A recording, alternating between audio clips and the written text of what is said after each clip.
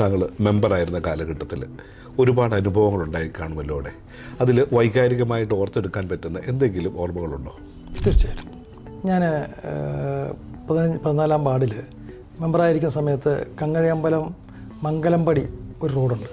അത് ശരിക്ക് സഞ്ചാരയോഗ്യമല്ലായിരുന്നു. കാരണം മഴ പെയ്ത് കഴിയുമ്പം വെള്ളം കെട്ടിക്കിടന്ന് അത് കണ്ടമാനം ചതുപ്പായി നടന്നു പോകാൻ പോലും പറ്റുകയില്ലാത്ത രീതിയിലുള്ള റോഡായിരുന്നു.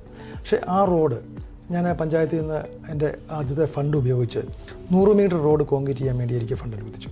അപ്പം ഞാൻ ആ 100 മീറ്റർ റോഡ്, കാരണം ആ റോഡിൻ്റെ നീളം എന്ന് പറഞ്ഞാൽ 250 മീറ്ററോളം ഉണ്ട്.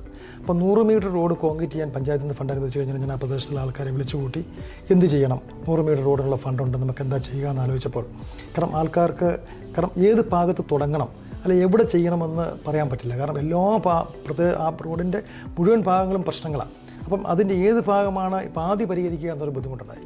അപ്പം ഞാൻ അവരോട് ചോദിച്ചു നമുക്ക് എന്താ ചെയ്യാൻ പറ്റുക, അപ്പം നിങ്ങളോടൊന്ന് സഹകരിച്ചാൽ ഞാൻ എൻ്റെ പേഴ്സണൽ ഫണ്ടിലൂടെ ഞാൻ കോൺട്രിബ്യൂട്ട് ചെയ്യാം, അങ്ങനെ നമുക്ക് ആ റോഡ് പൂർണ്ണമായി തീർക്കാമെന്നുള്ള ഒരു വലിയൊരു ആഗ്രഹത്തിൻ്റെ പുറത്ത് ആൾക്കാരുമായി ആലോചിച്ച് ആൾക്കാർ ആത്മാർത്ഥമായി സഹകരിച്ചു.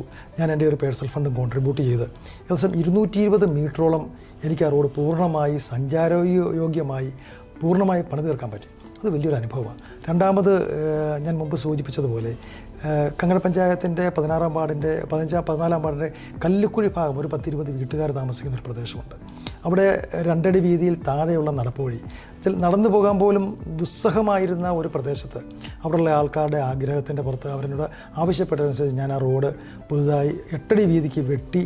ഞാൻ മെമ്പറായി ജയിച്ചു വന്നപ്പം 8 അടി വീതിക്ക് ആ റോഡ് വെട്ടി അതെൻ്റെ ആദ്യത്തെ ഫണ്ട് വെച്ച് ഞാനത് കോൺക്രീറ്റ് ചെയ്ത് കൊടുത്തു. അപ്പം ആ ആൾക്കാരുടെ ഒക്കെ അനുഭവം അന്ന് അതിനുവേണ്ടി പരിശ്രമിച്ച അമ്മിണി പ്രഭാകരൻ എന്ന് പറഞ്ഞൊരു വലിയൊരു ചേച്ചിയുണ്ട്. ആ ചേച്ചിക്കൊക്കെ കാരണം ചേച്ചി മരിച്ചുപോയി. അപ്പം അതൊക്കെ വലിയൊരു ഓർമ്മയായിരുന്നു, കാരണം വലിയൊരു അനുഭവമായി. പിന്നൊന്നുള്ളത് ഞാൻ ഇലക്ഷൻ പ്രചാരണമായി ചെല്ലുമ്പോൾ ഒരു പ്രായമായ ഒരു മനുഷ്യൻ താമസിക്കുന്ന ഒരു വീടുണ്ടായിരുന്നു. അദ്ദേഹത്തിനൊരു കക്കൂസുണ്ട്. അത് ഒരിക്കലും ഉപയോഗശൂന്യമാണ്, കാരണം വേര് വന്ന് പൊട്ടി അതിൻ്റെ ക്ലോസറ്റെല്ലാം പൊട്ടി ഭിത്തിയെല്ലാം വീണ്ടും കയറിയിരിക്കുന്നൊരവസ്ഥയിലായിരുന്നു. അപ്പം അദ്ദേഹം എന്നോട് ആവശ്യപ്പെട്ടു ഇതിൻ്റെ മെയിൻ്റനൻസിന് ഒന്ന് ഫണ്ട് വാങ്ങിത്തരണം എന്നാവശ്യപ്പെട്ടു. പക്ഷേ അതനുസരിച്ച് ഞാൻ ജയിച്ചു കഴിഞ്ഞ് ആ ബാത്റൂമിൻ്റെ മെയിൻ്റനൻസിന് വേണ്ടി പഞ്ചായത്തുമായിട്ടും അതുപോലെ ശുചിത്വ മിഷനുമായിട്ടൊക്കെ ആയിട്ട് ബന്ധപ്പെട്ടു. പക്ഷേ അതിൻ്റെ സാങ്കേതിക പ്രശ്നമുള്ളത് അദ്ദേഹത്തിന് ഒരു കക്കൂസ് ഉള്ളതുകൊണ്ട് നിലവിൽ വേറൊരു കക്കൂസ് കൊടുക്കാൻ നിർവാഹമില്ല. രണ്ടാമത് കക്കൂസ് മെയിൻ്റനൻസിനൊരു ഫണ്ട് പഞ്ചായത്തിന് വെക്കാൻ നിവൃത്തിയില്ല എന്ന് അറിഞ്ഞതനുസരിച്ച് ഞാൻ എൻ്റെ പേഴ്സണൽ ഫണ്ടിൽ നിന്നും ആ കക്കൂസ് പൂർണ്ണമായി മെയിൻ്റനൻസ് ചെയ്ത് കൊടുക്കാൻ ഞാൻ ഫണ്ട് അനുവദിക്കുകയും അങ്ങനെ അത് പൂർണ്ണമായി നിർമ്മിച്ചു കൊടുത്തപ്പം അദ്ദേഹത്തിനുണ്ടായ ഒരു മനസ്സിലെ സന്തോഷം അത് വളരെ വലുതാണ്. അതൊരു വൈകാരികമായ ഒരു സംഭവമായി എനിക്ക് അനുഭവപ്പെട്ടത്.